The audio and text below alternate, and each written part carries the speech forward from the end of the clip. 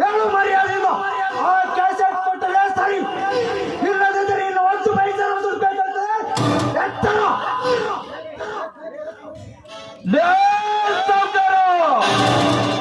ಯಾವುದೋ ನಿನ್ನ ಸೇಡಿಗಾಗಿ ನನ್ನನ್ನು ಕಟ್ಟಿ ಹಾಕಿ ಕ್ಯಾಸೆಟಿನ ಅಪವಾದ ಹೊರಿಸಿದರೆ ನಾನೇ ನಿನ್ನ ಮೈ ಚರ್ಮ ಕುಡಿಯಬೇಕಾಗುತ್ತದೆ ಮಗನೇ. ಇದುವರೆಗೂ ನನಗೆ ಯಾರು ಮಾತನಾಡದ, ಈ ಸಂದರ್ಭದಲ್ಲಿ ನನಗೆ ಪರಿಚಯ ಹೇಳಿ ಬಾಯಿ ಮುತ್ತಲೇ ದುರಾಚಾರಿ. ಕಂಡ ಹೆಣ್ಣು ಮಕ್ಕಳನ್ನು ನಿನ್ನ ಕಾಮದ ಕಣ್ಣಿನಿಂದ ನೋಡುವ ನೀನೊಬ್ಬ ಬ್ರಹ್ಮ ರಾಕ್ಷಸ. ಅಷ್ಟೇ ಅಲ್ಲ, ಬಡವರ ಹೆಣ್ಣು ಮಕ್ಕಳ ಶೀಲವನ್ನು ಹಾಳು ಮಾಡುವ ನೀನೊಬ್ಬ ದುರಂಕಾರಿ. ಅಷ್ಟೇ ಅಲ್ಲ, ಆಪ್ತ ಸ್ನೇಹಿತರ ಕತ್ತನ್ನು ಕತ್ತರಿಸಲು ದೇಶದ ಕಟುಕ. ಇದನ್ನೆಲ್ಲ ಇಲ್ಲಿಗೆ ಬಿಟ್ಟು ನೀವಾಗ್ಲೇ ಹಿಂದಿನಿಂದ ತಿದ್ದಿಕೊಂಡು ಬಾಳದಿದ್ದರೆ ಕೋಲಾಟದಿಂದ ಕೊಪ್ಪಿದ ನಿಮ್ಮ ದೇಹ ನಿಭಾಗವಾದೀತು ಚೋಕೆ ಕಟ್ಟಿ ಹಾಕಿಸಿಕೊಂಡು ಗುಟ್ಟಕ್ಕೂ ನೀರಿಗೂ ಸಹ ಗತಿಗಿಲ್ಲದೆ ಸಾಯ್ವನ್ ನೀರು ನನ್ನ ಕಟ್ಟಿ ಹೇಳಿ ಈಗಲೇ ಮೈ ನಿನ್ನ ಏನು ಮೇಜರ್ಮನ್ ಸುಳ್ಳು ತುಂಡು ಕತ್ತರಿಸಿ ಹಾಕಿ ನಾಯಿಗಳಿಗೆ ಹಾಕಿಬಿಡುವೆ. ನಿಮ್ಮ ಎಚ್ಚರಿಕೆಯ ಮಾತುಗಳಿಗೆ ಎದರಿ ಹುತ್ತನಾಗಿ ಬಗ್ಗುವ ಏಡಿಯಲ್ಲಲೇ ಈ ಫಲ ಭೀಮ. ನೀ ಮಾಡುವ ಅತ್ಯಾಚಾರಗಳನ್ನು ಕಂಡು ರೈತರೆಲ್ಲರೂ ರೊಚ್ಚಿಗೆದ್ದು ಬಿಚ್ಚು ಗದ್ದೆ ಹಿಡಿದರೆ ನಿನ್ನ ದೇಹವೇ ಕೊಚ್ಚಿ ಹೋಗುವುದು ಈ ರೈತರ ಸೇಡಿನ ಸಾಗರದಲ್ಲಿ. ಹೆಚ್ಚುಗತ್ತಿ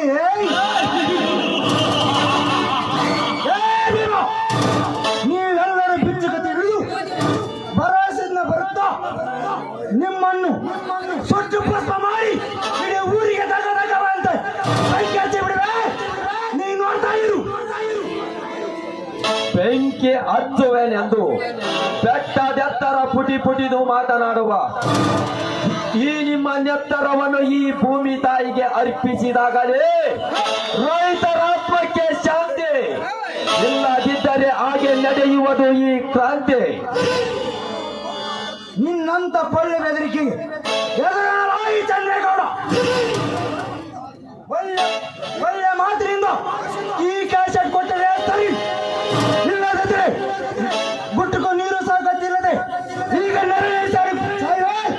ನೋಡ್ತಾ ಇರು. ಆ ನಿಮ್ಮ ಕತ್ತಿ ಕುತ್ತಿಗೆಗೆ ಬರುವುದರೊಳಗಾಗಿ ಈ ನಿಮ್ಮ ರುಂಡವನ್ನು ಮುಂಡದಿಂದ ಹೊರ ಬರುವುದೆಂದು ತಿಳಿ. ಗೌಡ, ಈಗ ಅಧಿಕಾರ ಕಳೆದುಕೊಂಡ ನೀನು ಮುಂದೆ ಎಮ್ಮೆಲ್ಲೆ ಆಗುವುದರೊಳಗಾಗಿ ತುಂಡಾದ ನಿನ್ನ ರುಂಡವನ್ನು ನಮ್ಮೂರ ಅಗಸಿ ಬಾಗಿಲಿಗೆ ಕಟ್ಟುತ್ತಾರೆ ಒಚ್ಚಿಗೆ ತಾಯಿ ನನ್ನ ರೈತ ಜನ.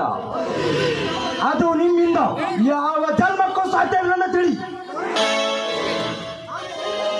ನಾನೇ ರೈತರಿರುವಾರಿ ಎಂದು ಅಪ್ಪಿನಿಂದ ಮರಿವ ನಿನ್ನನ್ನು ನಿಮ್ಮ ಅಣ್ಣನ ಸ್ಥಿತಿ ಏನಾದ್ರು ತಿಳ್ಕೋ.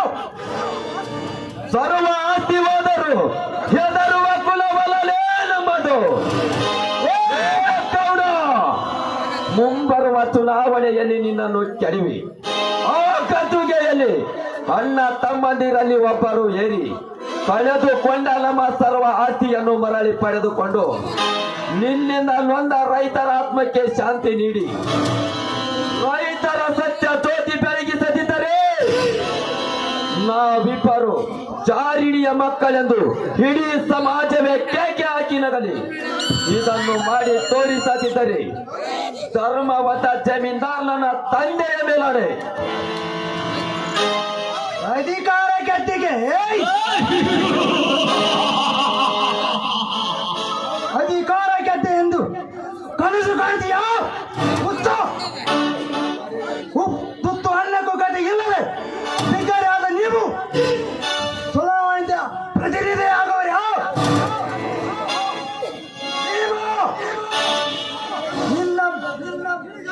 ನಿನಗೆ ಎಲ್ಲ ಹುಚ್ಚಿಡಿದರೆ ಕಾಣುತ್ತಿದೆ.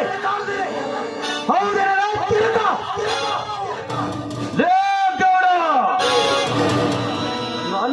ಮೇಲೆ ಕೈ ಮಾಡುವಷ್ಟು ಧೈರ್ಯ ಬಂತೆನಲೇ ನಿನಗೆ. ಅಲ್ಲದೆ ಈ ವಿದ್ಯಾವಂತ ರೈತನಿಗೆ ತಿರುಕ ಎಂದು ಬಗಲುವೆಯ ಮಗನೇ. ಈ ರೈತ ಬಿಸಿಲು ಮಳೆ ಚಳೆ ಎನ್ನದೆ ಕಷ್ಟಪಟ್ಟು ದುಡಿದು ನಿಮ್ಮಂತ ಅಧಿಕಾರಿಗಳಿಗೆ ಅನ್ನ ಹಾಕುವವನೇ ಈ ರೈತ. ಹಗಲು ರಾತ್ರಿಗಳನ್ನದೆ ಕಲ್ಲು ಮುಳ್ಳುಗಳಿಗೆ ಎದರದೆ ನಿಷ್ಠೆಯಿಂದ ಕಷ್ಟಪಟ್ಟು ದುಡಿದು ಮಾಡಿಯಲ್ಲಿ ಮಡದಿಯೊಂದಿಗೆ ಚೆಕ್ಕನ್ನು ಹೊಡೆಯುವ ನಿಮ್ಮಂತ ಹಗಲು ಗಲ್ಲರಿಗೆ ಅನ್ನ ಹಾಕುವವನೇ ಈ ರೈತ. ಹೊತ್ತಿಗೆ ಸರಿಯಾಗಿ ಊಟ ಮಾಡದೆ ಮೈ ಮೆತ್ತಗೆ ಮಾಡಿಕೊಂಡು ಹತ್ತಿ ಜೋಳವನ್ನು ಬೆಳೆದು ನಿಮ್ಮಂತ ಮನೆ ಮೂರ್ಖರಿಗೆ ಅನ್ನ ಹಾಕುವವನೇ ಈ ರೈತ. ಅಂದಾಗ ಮರ್ಯಾದೆ ಈಗ ನಿನ್ನನ್ನು ಬಿಟ್ಟು ಕೈ ಬಿಡದಿದ್ದರೆ ನಿನ್ನನ್ನು ಹೀಗೆ ಒದ್ದು ಸಾಯಿಸಿ ಬಿಡುವೆ ಮಗನೇ. ನನಗೆ ಎತ್ತರ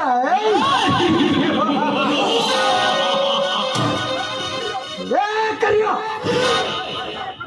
ಸಮಯ ಕಳೆದಂತಲ್ಲ ಇವರ ನೀತಿ ಸತ್ತಿಗೆ ಇರುತ್ತದೆ. ಇದಕ್ಕೆ ಒಲಿಕೆ ಹೊರತೇನೆ ಸಾಕ್ಷಿ ನನ್ನ ಚಾಟೇನು.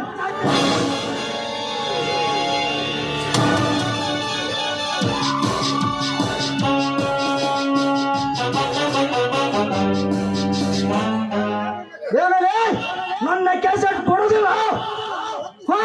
ಅನ್ನ ಮತ್ತು ಸಾಹಿತ್ಯ ಪಡಗ ಈ ಚಾಟಿ ಏಟನ್ನು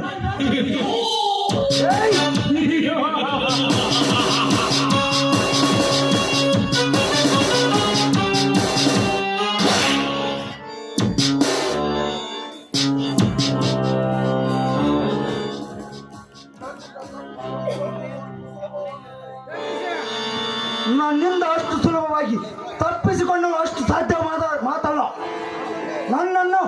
ನನ್ನ ಒಂದು ಸಾಹಿತ್ಯ ಹಾಗೇಕೆ ಎದೆ ಬಾಯಿ ಬಡಿದುಕೊಂಡು ನಾಯಿ ತರ ಅದೇತಿಯಲೇ ಮಗನೇ. ಈ ಭೀಮನ ದೇಹ ಗರತಿ ಗಂಗಮ್ಮನ ಎದೆ ಹಾಲು ಕುಡಿದು ಬೆಳೆದಿರುವ ಗಂಡು ದೇಹ. ಇದಕ್ಕೆ ನಿನ್ನ ಚೇಟೆ ಎದುರೇಕೆ ಮೇರು ಪರ್ವತದ ಬಂಡೆ ತಂದು ಎಸೆದರು ಖುಷಿಯಲಾರದು ಈ ಭೀಮನ ದೇಹ. ಗೌಡ, ನಿನಗೆ ನನ್ನ ಶಕ್ತಿಯನ್ನು ನೋಡುವ ಆಸೆ ಇದ್ದರೆ, ನಿನಗೆ ನಿನ್ನ ರಕ್ತವನ್ನು ನೀನೇ ನೋಡಬೇಕಾಗಿದ್ದರೆ ಒಂದು ಸಲ ಬೆಚ್ಚಿ ನೋಡು ಈ ಹುಲಿಯನ್ನು. ಕ್ಷಣದಲ್ಲೇ ತೆಂದು ಮುಗಿಸುತ್ತದೆ. ಅವ್ರೆ ಇದಕ್ಕೆ ಯಾವ ಆಲೋಚನೆಯೂ ಮಾಡಬೇಡಿ.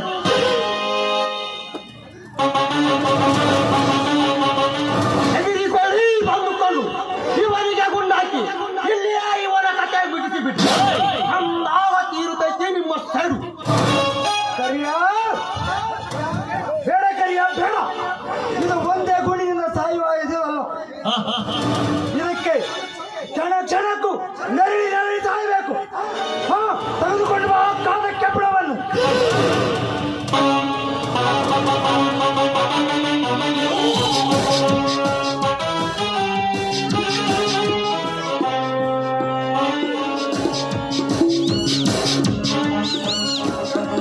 ಹೆಗಲಿಕೊಳ್ಳ್ರಿ ಗೌಡ್ರಿ.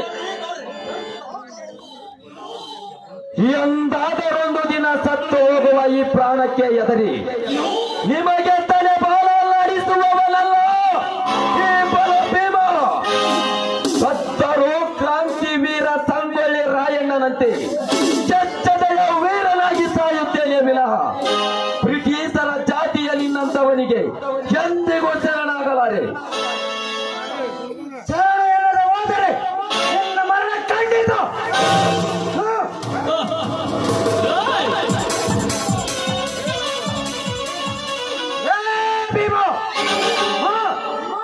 ದೀಪ ಆರ ಮುನ್ನ ಪ್ರಜ್ವಲಿಸಿ ಆರದಂತೆ ಸಾಯುವಕ್ಕೆ ಮುಂಚೆ ಚೀರಿ ಯಾಕೆ ನೆರಳಾಡಿ ಸಾಯ್ತೀವೋ ಗೊತ್ತು.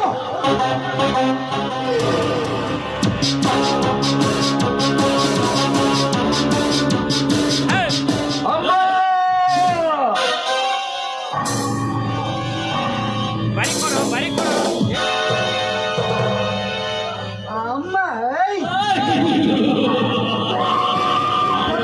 ನಿನ್ನ ಎತ್ತಮ್ಮ ಮತ್ತೆ ಹುಟ್ಟಿ ಬರುತ್ತಾಳೆ. ಸಾಧ್ಯ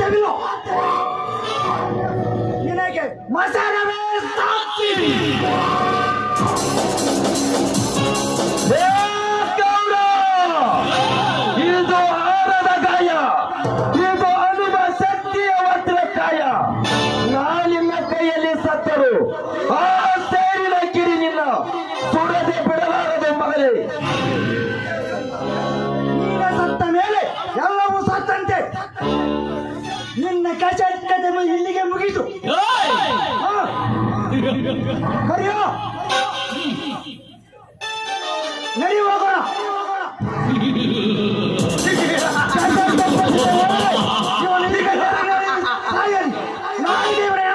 ಹತ್ತು ಕಾಯಿಗೆ ಹಾಕಿ ಬಿಡೋಣ.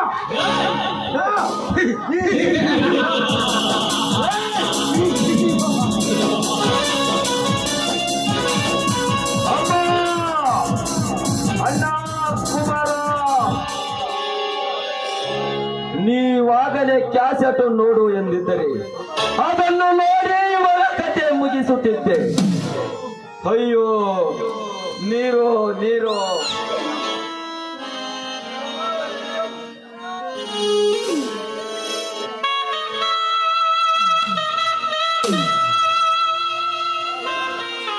ಏನಿದು ತಮ್ಮ ನನ್ನ ಸ್ಥಿತಿ? ಅಣ್ಣ ಅಣ್ಣ, ನೀನು ನನ್ನ ಹತ್ತಿರ ಬಂದೆಯ. ಹತ್ತಿಗೆಯ ಬಂಧನದಲ್ಲಿ ಭದ್ರವಾಗಿದ್ದ ನೀನು ಈ ತಮ್ಮನನ್ನು ನೋಡಲು ಬಂದಿರುವೆಯ. ಚಿಕ್ಕಪ್ಪ ಚಿಕ್ಕಪ್ಪ, ಹಳಬೇಡ ತಮ್ಮ ಹಳಬೇಡ. ನನಗಾಗಿ ನೀವು ಈ ಶಿಕ್ಷೆ ಅನುಭವಿಸಿದಿರಿ. ನಾನು ಪಾಪಿ ತಮ್ಮ, ನಾನು ಪಾಪಿ. ಈ ಪಾಪಿಗೆ ಪ್ರಾಯಶ್ಚಿತ್ತವಾಗಿ ಆ ಸೂಳೆಯನ್ನು ಬಿಟ್ಟು ನಿಮ್ಮನ್ನು ಸೇರಲು ಬಂದೆ ತಮ್ಮ, ನಿಮ್ಮನ್ನು ಸೇರಲು ಬಂದೆ. ನಿಜವೇನಣ್ಣ? ಹೌದಪ್ಪ, ನಿನ್ನನ್ನೇಗೆ ಈ ರೀತಿ ಕಟ್ಟಿ ಹಾಕಿದ್ದಾರೆ? ಯಾರು ಕಟ್ಟಿ ಹಾಕಿದವರು? ಹೇಳು ತಮ್ಮ ಹೇಳು. ಒಂದು ಕ್ಯಾಸೆಟಿನ ವಿಷಯಕ್ಕಾಗಿ ಆ ಚಂದ್ರೇಗೌಡ ನನ್ನನ್ನು ಕಟ್ಟಿ ಹಾಕಿ ಸಿಕ್ಕಂತೆ ಪರೆ ಎಳೆದು ಆ ಪರಿ ನನ್ನ ದೇಹವೆಲ್ಲ ನಾಶ ಮಾಡಿಬಿಟ್ಟಿದೆ ಅಣ್ಣ. ಆ ಸುಟ್ಟ ಗಾಯಕ್ಕಾಗಿ ಈ ಭೀಮನ ದೇಹ ತತ್ತರಿಸುತ್ತಿದೆ ಅಣ್ಣ. ಚಿಕ್ಕಪ್ಪ, ಕಲಿಯುಗದ ಭೀಮನಾಗಿ ನಡೆಯುವ ನಿನ್ನ ಕಣ್ಣಲ್ಲಿ ನೀರು ಬಿಡೋದನ್ನು ಹಿಂದೆ ಮುಂದೆ ಹೇಳ್ತೇನೆ ವಿಷಯ ಈಗಲೇ ಹೇಳ್ತೇನೆ ಕೇಳು. ನನ್ನ ತಾಯಿ ಸೀತನನ್ನು ಕೊಂದದ್ದು ಬೇರೆ ಯಾರು ಅಲ್ಲ, ನಿನ್ನನ್ನು ಕಟ್ಟಿದ ಇದೇ ಚಂದ್ರೇಗೌಡ. ಮಗನೇ ಚಂದ್ರೇಗೌಡ, ನೀನು ಬಚ್ಚಿಟ್ಟ ಕ್ಯಾಸೆಟ್ ಹಿಂದೆ ತೆಗೆದು ನೋಡು. ಅದರಲ್ಲಿ ಯಶೋಧನ ಕೊಲೆಯಾಗಿದೆ. ಆ ಕೊಲೆಗಾರ ಬೇರೆ ಯಾರಲ್ಲ, ಆ ನೀತಿಗೆಟ್ಟ ನರೇಂದ್ರ. ನರೇಂದ್ರ ನರೇಂದ್ರ ನರೇಂದ್ರ. ಈ ವಿಷಯ ನಿನಗೆ ಹೇಗೆ ಗೊತ್ತು ಕುಮಾರ? ನಿನ್ನ ಸೇವೆ ಅಧಿಕಾರವೇ ನೀ ಹೇಗೆ ಬಚ್ಚಿಟ್ಟು ತಿರುಗಿದೆಯೋ ಹಾಗೆ PS ಆಗಿ ಗುಪ್ತವಾಗಿ ನಿನ್ನೊಂದಿಗೆ ಸಹಕರಿಸುವ ಇನ್ಸ್ಪೆಕ್ಟರ್ ರಂಗ ಹೇಳ್ತಾರೆ. ಇದಕ್ಕೆ ಮುಂದೇನು ಮಾಡುವುದು? ಇನ್ನೂ ತಡ ಬೇಡ. ಈ ನಮ್ಮ ಸೇಡು ತೀರಬೇಕಾದರೆ, ಈ ಎಲ್ಲರೂ ನಮ್ಮ ರೈತರ ಉತ್ತರಾಗಬೇಕಾದರೆ ನೀನು ಈಗ ದ್ವಾಪರ ಯುಗದ ಕುಂತಿ ಪುತ್ರ ಭೀಮನಾಗಲೇಬೇಕು. ಅನ್ಯಾಯದಿಂದ ಈ ಗೋಡೆ ಕಟ್ಟಿದ ಸರಪಳಿ ಕೇವಲ ನಿನ್ನ ಚಪ್ಪಲಿಗೆ ಸಮಾನ. ಚಿಕ್ಕಪ್ಪ, ನಿನ್ನ ಎಂತ ತಾಯಿಯನ್ನು ನೆನೆದು ಚಾಚಾರ್ಯ ಸರಪಳಿಯನ್ನು ಮಾತೃದೇವೋ ಭವ, ಮಾತೃದೇವೋ ಭವ. ಜೈ ಬಸವೇಶ್ವರ.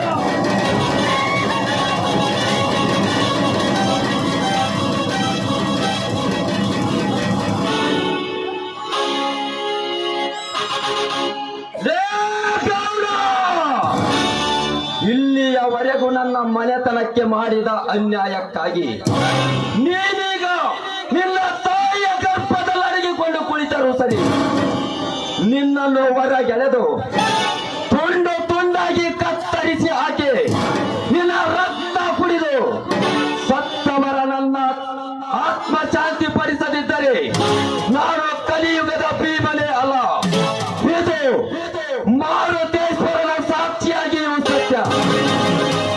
ಅಣ್ಣ ಕುಮಾರ ಬನ್ನಿ ಹೋಗ ಬನ್ನಿ ಹೋಗ